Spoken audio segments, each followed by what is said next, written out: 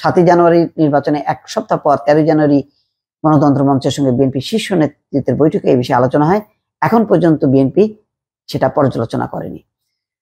গণতন্ত্র মঞ্চের একাধিক নেতা জানান, বিএনপির পক্ষ থেকে ধারণা দেওয়া হয়েছে যুগপৎ আন্দোলন নিয়ে নতুন কোনো মেরুকরণ হচ্ছে না, আর ইন্ডিয়া আউট আন্দোলনে যারা যুক্ত হয়েছেন সেটা তাদের ব্যক্তিগত বিষয়, সে বিষয়ে বিএনপির দলীয় কোনো সিদ্ধান্ত নেই।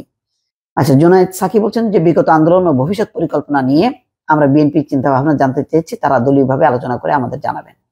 বৈঠকে উপস্থিত ছিলেন মির্জা ফখরুল ইসলাম আলমগীর, বরকতুল্লাহ বুলু, অন্যদিকে ছিলেন নাগরিক ঐক্যের মাহমুদুর রহমান মান্না, বিপ্লবী ওয়ার্কার্স পার্টির সাধারণ সম্পাদক সাইফুল হক, গণসংহতি আন্দোলনের প্রধান সমন্বয়কারী জুনায়েদ সাকি, ভাসানী অনুসারী পরিষদের আহ্বায়ক শেখ রফিকুল ইসলাম, রাষ্ট্র সংস্কার আন্দোলনের প্রধান সমন্বয়ক হাসনাত কায়ুম ও জাতীয় সমাজতান্ত্রিক দল জাসদের সাধারণ সম্পাদক শহীদুদ্দিন মাহমুদ সহ জোটের নেতারা উপস্থিত ছিলেন।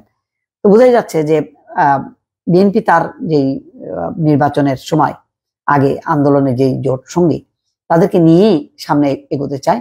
এটা ভালো যে জোটের মধ্যে ভাঙন ধরেনি, মতপার্থক্য হয়তো কিছু কিছু ক্ষেত্রে আছে, সেগুলো দূর করে যদি তারা সমন্বিতভাবে কর্মসূচি দিয়ে এগিয়ে যায়, সেটা হয়তো গণতন্ত্রের জন্য ভালো হবে। র্যাবের উপর থেকে নিষেধাজ্ঞা প্রত্যাহার করছে না যুক্তরাষ্ট্র। র্যাপিড অ্যাকশন ব্যাটালিয়ন র্যাবের উপর থেকে নিষেধাজ্ঞা প্রত্যাহার করছে না যুক্তরাষ্ট্র। গতকাল বৃহস্পতিবার মার্কিন পররাষ্ট্র দপ্তরের নিয়মিত ব্রিফিংয়ে সহকারী প্রেস সচিব বেদান প্যাটেল এ তথ্য জানিয়েছেন।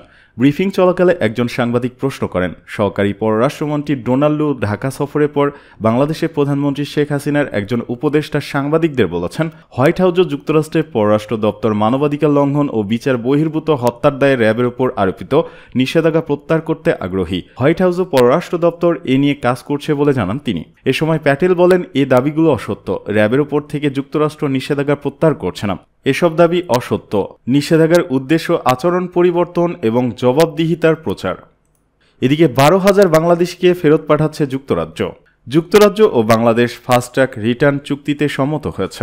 এই চুক্তির আওতায় আসাইলাম আবেদন প্রত্যাখ্যান হওয়া নাগরিকদের বাংলাদেশে ফেরত পাঠানো হবে। ছাত্র, ওয়ার্কার বা ভিজিট ভিসায় গিয়ে আসাইলাম আবেদনকারী বাংলাদেশিদের জন্য এটি একটি বড় রকমের দুঃসংবাদ। চলতি সপ্তাহে লন্ডনে যুক্তরাজ্য বাংলাদেশ স্বরাষ্ট্র বিষয়ক যৌথ ওয়ার্কিং গ্রুপ ওই ফিরতি চুক্তিতে সম্মত হয়। আর গতকাল বৃহস্পতিবার এমন ঘোষণা দেয় British home office. Home office বলছে, ব্যর্থ আশ্রয়প্রার্থী বিদেশি নাগরিক এবং ভিসার মেয়াদ শেষ হওয়ার পরেও ব্রিটেনে থাকা ব্যক্তিদের শিগগিরই ফেরত পাঠানো হবে। বিভিন্ন ক্যাটাগরির ভিসায় 2023 সালে প্রায় 11 বাংলাদেশি ব্রিটেনে প্রবেশ করে। 12 মাসের মধ্যেই তারা আশ্রয়ের আবেদন করেন। দ্য টেলিগ্রাফের প্রতিবেদন বলছে, আশ্রয় চেয়ে ব্রিটেনে ঢোকার পেছনের দরজা কাজে লাগাতে গত বছরের মার্চ পর্যন্ত ছাত্র, শ্রমিক এবং ভিজিটর ভিসায় এসেছিলেন এসব অভিবাসী। এর মতো যে সকল শিক্ষার্থী সেখানে গিয়ে পড়াশোনা চলমান না রেখে স্থায়ীভাবে বসবাসের জন্য আসাইলাম আবেদন করেছেন এবং ওয়ার্কার বা ভিজিটররাও আসাইলাম আবেদন করেছেন, তাদেরও আবেদন প্রত্যাখ্যান করা হয়েছে।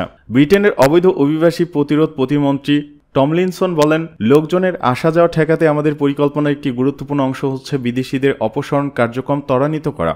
বাংলাদেশ আমাদের মূল্যবান অংশীদার। এটি চমৎকার যে আমরা এই বিষয়সহ অন্যান্য বিভিন্ন ইস্যুতে তাদের সঙ্গে আমাদের সম্পর্ক জোরদার করছি।